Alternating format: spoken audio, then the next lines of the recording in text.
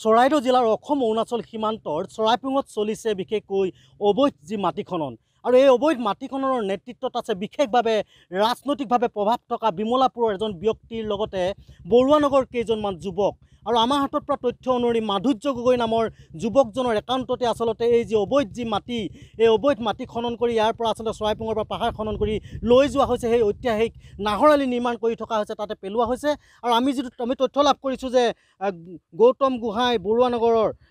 অংকুৰ গগৈ আৰু ৰিতুল কটকী বুলি আমি যিটো তথ্য লাভ কৰিছোঁ তেওঁলোকৰো এই গোটেই মাটি খননৰ লগত জড়িত আছে বুলি অভিযোগ উঠিছে আৰু সেই অভিযোগ অনুসৰি প্ৰাগ নিউজে আমি ইতিমধ্যে এই ঘটনাস্থলী উপস্থিত হৈছোঁ। এই মুহূৰ্তত দেখুৱাব ভিডিঅ' জাৰ্নেলিষ্ট বিজু পালে দেখুৱাইছে এয়া চাওক যে এনেধৰণে আচলতে বৃহৎ এটা পাহাৰ ইতিমধ্যে খনন কৰি পেলাইছে আৰু এই ক্ষেত্ৰত আচলতে বিশেষকৈ বন বিভাগৰ কোনো অনুমতি নোলোৱাকৈ বন বিভাগক আচলতে তেওঁলোকে ভিতৰি মেনেজ কৰি আচলতে এই যি মাটি খনন চলিছে এইটো নিশ্চিত আৰু এই মুহূৰ্তত আমি সবিশেষ গোটেই ভিজুৱেলটো আমি দেখুৱাব পাৰোঁ। ভিডিঅ'জনক অনুৰোধ জনাইছোঁ এয়া চাওক ওপৰলৈকে যদি আমি দৃশ্যটো দেখাব পাৰোঁ সাংঘাতিকভাৱে আচলতে JCBৰ জৰিয়তে ফকলেনৰ জৰিয়তে তেওঁলোকে অহৰ্নিশে তেওঁলোকে মাটি খনন চলাই আছে। ইয়াৰ পিছতো কিন্তু প্ৰশাসন বিশেষকৈ ক'ব লাগিব যে প্ৰশাসন আৰু তেওঁলোকৰ যি আচলতে বন বিভাগে কিন্তু কোনো ধৰণৰ গুৰুত্বপূৰ্ণ ভূমিকা গ্ৰহণ কৰা নাই, যাৰ বাবে আচলতে এনেধৰণে তেওঁলোকে এই যি গুৰুত্বপূৰ্ণ আচলতে অঞ্চল যিটো চৰাইপুং আজি অঞ্চলত মাটি খনন চলাইছে। আৰু এটা কথা ক'ম যে আচলতে ৰেঞ্জাৰ অশোক কুমাৰ জাত বৰহাট আঞ্চলিক বন বিষয়া অশোক কুমাৰ দাসৰ লগতে এই যি অঞ্চলটোৰ দায়িত্বত থকা বন বিষয়াসকলৰ গোপন মিতিৰালিত চলিছে এই মাটি খনন আৰু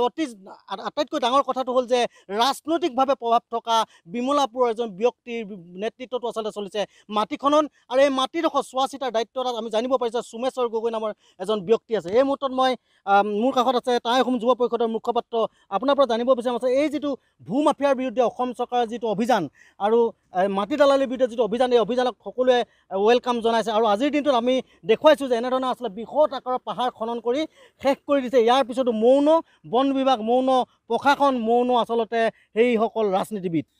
অতি দুৰ্ভাগ্যজনক বিষয়। অসম চৰকাৰে যি সময়ত বন সুৰক্ষা বিভিন্ন ধৰণৰ বনানীকৰণৰ বিষয়ে কথা কৈছে, আজি পাহাৰ এটা বখলিয়াই পেলোৱা হৈছে। চৰাইদেউ জিলাৰ সংশ্লিষ্ট জিলা প্ৰশাসন, চৰাইদেউ জিলাৰ সংশ্লিষ্ট বন বিভাগ আচলতে এই ক্ষেত্ৰত মিতিৰালি কৰি আচলতে ভূ মাফিয়াৰ লগত এনেধৰণৰ যি নীতিত নামি পৰিছে। সম্পূৰ্ণ এটা পাহাৰ বখলিয়াই ইয়াক মানে একদম নগ্ন অৱস্থালৈ পৰিণত কৰা হৈছে আৰু এটা কথা ৰাজনৈতিক হস্তক্ষেপৰ অবিহনে আচলতে এনেধৰণৰ কাম কেতিয়াও হ'ব নোৱাৰে আৰু এই ক্ষেত্ৰত আপোনালোকে নিশ্চয় কৈছে আৰু সেইকাৰণে আমি দাবী জনাইছোঁ বন সুৰক্ষাৰ কথা কোৱা, পাহাৰ সুৰক্ষাৰ কথা কোৱা, প্ৰকৃতি সুৰক্ষাৰ কথা কোৱা অসম চৰকাৰে আচলতে এই ক্ষেত্ৰত আচলতে জবাবদিহি হ'ব লাগে। সংশ্লিষ্ট বন বিভাগৰ বৰহাট ৰেঞ্জৰ অশোক কুমাৰ দাস ডাঙৰীয়াই আচলতে ক্ষেত্ৰত উত্তৰ দিব লাগে কিয় মনে মনে থকা হ'ল। আৰু এই ক্ষেত্ৰত আমি টাই অসম যুৱ পৰিষদৰ তৰফৰ পৰা আমি এটা প্ৰশাসনক অনুৰোধ জনাইছোঁ প্ৰকৃতি সুৰক্ষাৰ নামত আচলতে ভেকুভাওনা যি চলি আছে ভেকুভাওনা বন্ধ হ'ব লাগে আৰু চৰাইপুং অঞ্চলত যি অসম অৰুণাচলৰ এটা প্ৰাকৃতিক বিশেষত্ব আছে এই প্ৰাকৃতিক জৈৱ বৈচিত্ৰ্যক আচলতে ধ্বংস কৰা যি ব্লুপ্ৰিণ্ট ৰচনা কৰা হৈছে এই ৰচনা আচলতে ৰাজনৈতিক প্ৰেক্ষাপটত হৈছে বুলি অনুভৱ কৰিব পাৰিছোঁ আৰু যাৰ বাবে আচলতে দিন ৰাতি JCB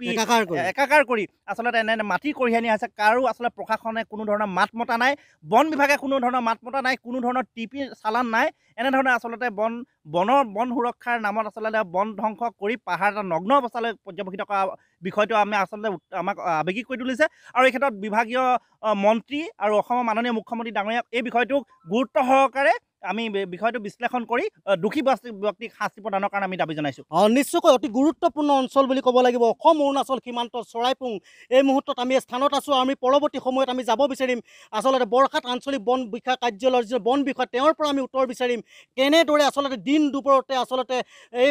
বৃহৎ পাহাৰ খনন চলিছে। এয়া গুৱাহাটী নহয়, এয়া কোনো বিশেষ স্থানৰ অঞ্চল নহয়, এয়া উজনি অসমৰ সোণাৰী সমষ্টিৰ ক'ব লাগিব বিধায়ক ধৰ্মেশ্বৰ কোঁৱৰ সমষ্টি, সাংসদ তপন কুমাৰ ঘৈ এই কাষতে আছে আৰু এই কাষৰীয়া অঞ্চলটোতে এনেধৰণে আচলতে JCBৰ জৰিয়তে বৃহৎ আকাৰে মাটি খনন চলিছে আৰু এই মাটি খনন আমি সবিস্তাৰে আমি দেখুৱাইছোঁ আৰু ইয়াৰ পিছত আমি যাম যি চৰাইপুঙৰ যিটো আঞ্চলিক বন বিষয়া কাৰ্যালয় আছে তেওঁৰ ওচৰলৈ যাম আৰু তেওঁৰ পৰা আমি আচলতে গোটেই সবিশেষ আমি জনাৰ চেষ্টা চলাম আচলতে তেওঁ কি কাৰণে আচলতে মাটি খনন চলাবলৈ পালে, এনেধৰণে আচলতে বৃহৎ আকাৰে যিটো পাহাৰ খনন কৰি নিষেধ কৰি দিলে ইয়াৰ পিছতো বন বিষয়া নিৰ্মাত কিয়, সেই বন মাফিয়াখিনিৰ লগত মাটি খননৰ লগত বন বিষয়া জড়িত আছে নেকি বা গোটেই সবিশেষ জানিবৰ বাবে আমি দ্বিতীয়টো